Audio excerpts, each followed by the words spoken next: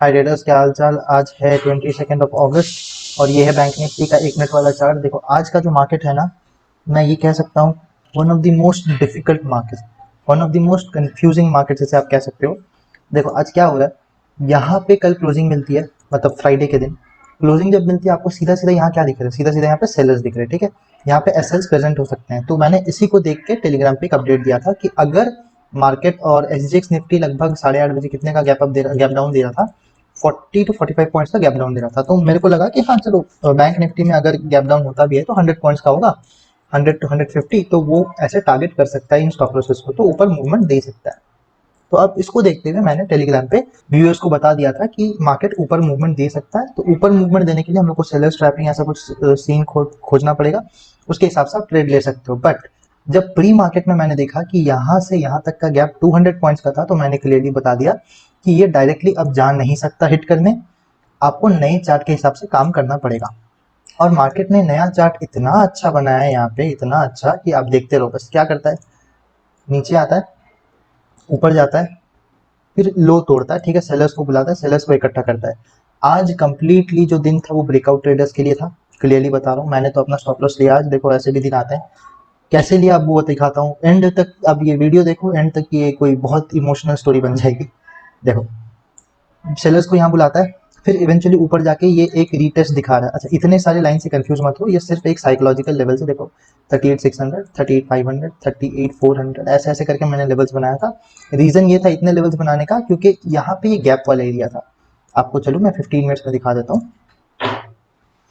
आपको दिखा ये कंप्लीट गैप वाला एरिया है। यहाँ गैप वाला एरिया होने के कारण मुझे कोई स्विंग्स मिला नहीं, तो मैंने यहाँ पे साइकोलॉजिकल लेवल्स को ही अपना सपोर्ट एंड रेजिस्टेंस की तरह बना दिया, डिमांड एंड सप्लाई जोन की तरह। अब हम चलते हैं 5 मिनट्स में। आपको क्या दिख रहा है यहाँ पे 5 मिनट्स में अगर मैं लेके आऊँ, तो मार्केट में मुझे लेना था बाय साइड का ट्रेड, क्योंकि मैं आज बुलिश था। ठीक है, और मुझे मार्केट का चार्ट पैटर्न भी वैसे ही दिख रहा था कि मार्केट यहाँ सेलर्स को भी बुला रहा है, तो हो सकता है ऊपर जा सकता है, कभी ना कभी तो ये ऊपर जाएगा ही। तो मैं यहाँ पे वेट कर रहा था कि कोई सेंटिमेंट और स्ट्रांग बना दे। यहाँ तक मैं कंफर्म था कि बहुत वोलाटाइल मार्केट है आज का, बहुत ज्यादा। जब मार्केट ने ट्राई किया ऊपर जाने का, नहीं जा सका, फिर रीटेस्ट बायर्स को उसने, सेलर्स को उसने प्रॉफिट दे दिया, फिर इसको तोड़ता है, फिर ऊपर जाता है, फिर से नीचे आके फिर से स्टॉप लॉस, इन बायर्स का स्टॉप लॉस ले गया।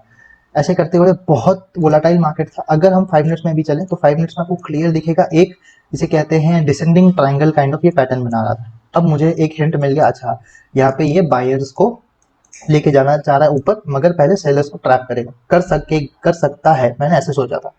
तो इवेंचुअली जब डिसेंडिंग ट्राइंगल का यहाँ ब्रेक डाउन हुआ ना, तो आपको यहाँ पे देखो वॉल्यूम का एक्टिविटी दिख रहा है। तो इससे क्लियरली पता चल रहा था कि यहाँ पे बहुत सारे रिटेल ट्रेडर्स आ गए थे, जो जिन्होंने इवेंचुअली इसी लॉजिक को लेकर ट्रेड लिया कि डिसेंडिंग ट्राइंगल है या कुछ सपोर्ट का ब्रेक डाउन हो रहा है, कुछ किसी ना किसी ने कैसे कैसे भी देख के यहाँ पे एंट्री लिया होगा। अब जब यहाँ पे एंट्री लिया तो लॉजिकली क्या होता, मार्केट अगर यहीं से घूम जाता तो उनका स्टॉप लॉस अच्छा खासा उसके हाथ में आ जाता। मार्केट ने कोशिश भी किया वो चीज करने का, और मैंने यहाँ पे ट्रेड भी बनाया था, आप देख सकते हो। ओके, तो मार्केट क्या करता है, मेरा तो इवेंचुअली एक ही कैंडल में, एक या दो कैंडल्स में, सॉरी, एक या दो कैंडल्स में मेरा यहाँ स्टॉप लॉस चला जाता है, और मैं एकदम ट्रेड से बाहर। अब मैं देख रहा हूँ कि अब अगर इसको तोड़ता है तो वापस से एंट्री करेंगे, और एक बार ट्राई करता है, इसको तोड़ता है तो वापस से एंट्री करेंगे। बट देखो मार्केट कितना स्पेसिफिकली यहाँ पे वापस आता है, सपोर्ट पे टप्पा खाता है, और इवेंचुअली ऊपर मूवमेंट देता है। मतलब मेरे डायरेक्शन में मूवमेंट गया है। मैं क्या कर रहा था, मैंने यहाँ बाई किया था ना, सीई बाई किया था, सीई डायरेक्शन में ही, कॉल के डायरेक्शन में ही मार्केट मूव किया ऊपर की तरफ, बट मुझे निकाल दिया। आज मार्केट के उल्टे हाथ मेरे ऊपर पड़ गए। मोस्टली हम दूसरों को ट्रैप करते हैं, आज मार्केट ने हमें ट्रैप कर दिया। तो चलता है, ऐसी कोई बात नहीं है कि हमारा सेटअप गलत है, हमारा लॉजिक गलत है। यहाँ पे आपको क्लियरली दिख रहा होगा कि लॉजिक एकदम सही था। मार्केट ने इवेंचुअली यहाँ तक सबका स्टॉप लॉस लिया, फिर वो वहां से गिर गया, क्योंकि मैंने कहा, पहले ही कहा है, मार्केट आज का बहुत ज्यादा वोलाटाइल है, समझना बहुत ज्यादा मुश्किल है, बहुत ज्यादा। अब ऐसे सिचुएशन में देखो यहाँ पे ये डब्ल्यू काइंड का कुछ बना रहा था। ठीक है, फिर इसको ब्रेकआउट दिया, स्टॉप लॉस सेंटर यहाँ घुस सकते थे, बट अगेन फिर उनका स्टॉप लॉस गया। तो कुछ ज्यादा ही वोलाटाइल मार्केट है आज का। तो अब से तो मैं ध्यान रखूंगा कि ऐसे मार्केट अगर रहा तो मैं तो अवॉइड करूंगा ट्रेड करना। मैं ट्रेड नहीं करने वाला भाई, पैसा बच जाए तो वही बहुत अच्छा है। अब देखो यहाँ से ऊपर जा रहा है, मोस्टली ये सपोर्ट के पास से ऊपर जा रहा है, तो नीचे वापस गिर जाएगा ये। बट खैर वो अब बात अलग की बात है। अब तो ट्रेड में ले लेने वाला, कुछ भी सेटअप मार्केट बना दे।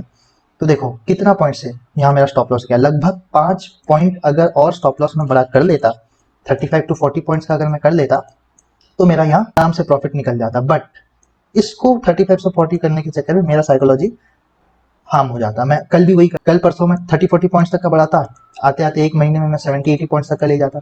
अब अगर जेन्युइनली मेरा स्टॉप लॉस हिट होता 70-80 पॉइंट्स में, मेरे को बहुत बड़े बड़े लॉस दिखते।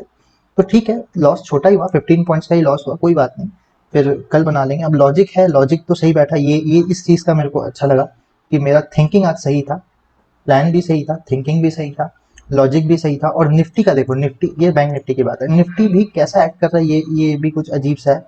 निफ्टी ने अपना अभी किसका 17,540 वाला एक उसका सपोर्ट था ना, तो उसने उसको तोड़ा है। देखते हैं अब ये सस्टेन तो होगा नहीं लग रहा है, जैसे अभी मूवमेंट दे रहा है, ऊपर मूव कर सकता है, नीचे आ जाए। बैंक निफ्टी तो अभी नीचे ही आएगा, मैंने पहले ही कहा था। देखो अभी मूवमेंट भी शुरू कर दिया, तो ऐसा क्लियर अपना लॉजिक रखना है प्लान के हिसाब से। देखो मैंने प्लान कर दिया था कि मेरे को आज बाई साइड ही लेना है सेलर्स को ट्रैप करते हुए, तो वही ट्रेड लिया। अब स्टॉप लॉस हो या टारगेट हो, वो मार्केट के ऊपर है, वो मार्केट देगा, हम लेंगे।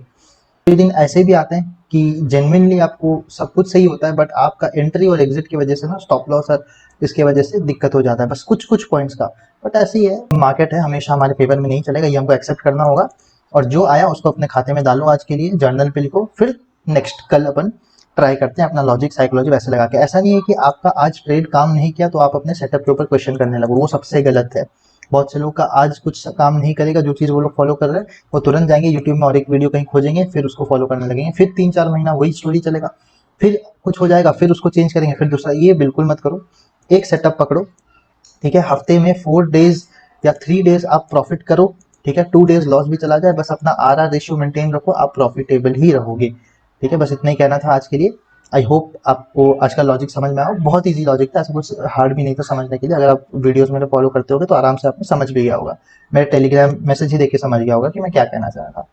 ठीक है, फिर मिलते हैं कल, तब तक के लिए take care, have a great day.